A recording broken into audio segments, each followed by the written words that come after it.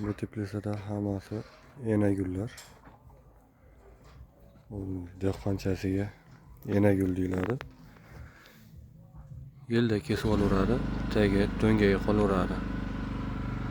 Yana shoxlab, shunaqangi shoxlab chiqaveradi. Hammasi enagul. Bunaqa shox ko'plardi. Ortiqcha shoxni olib tashladi.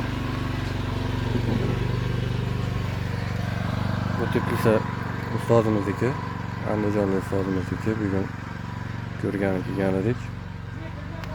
Chekiga kirdik, tomorqasiga. Shuncha enaguli bor ekan. Bu holisa biz ham o'zimizga shunaqa bitta barni qilib olishimiz kerak, enagul qilib boqqani. Mana qaranglar, shoxini ko'pligini. Endi shular olib tashalarida ko'pi. Deyarli yarimi olib tashaladi. Bular buketniy fikus ekan.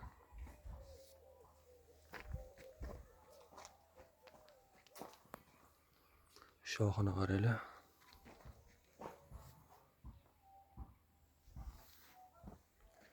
Yerga ekishda ham oddiy to'g'ri kelgan ekib tashavermaydi.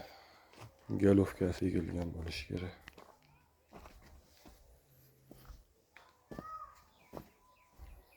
Mana bu qatorda fikusda buketniy ekan. Toshkentda Safiya deb nomlashadi.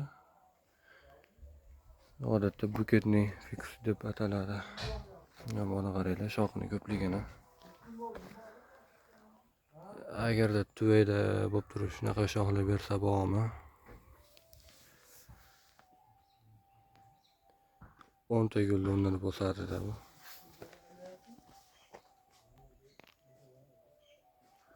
Aylanasiga shoxlab tashabdi.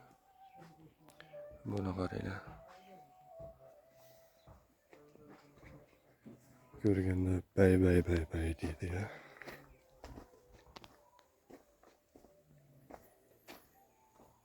Bular voyennilar ekan. Voyennilar ham rosa shoxlabdi.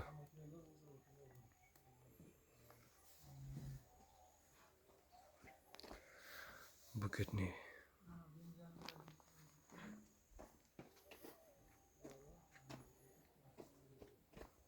Voyenniy qizillari.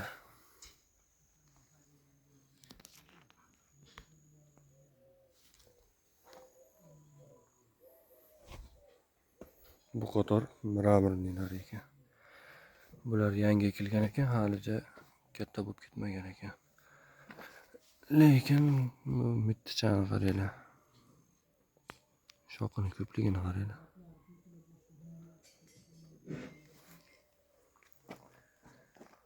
Ko'rganda ko'z quvonadi degan gap shunga bo'lsa kerak-da.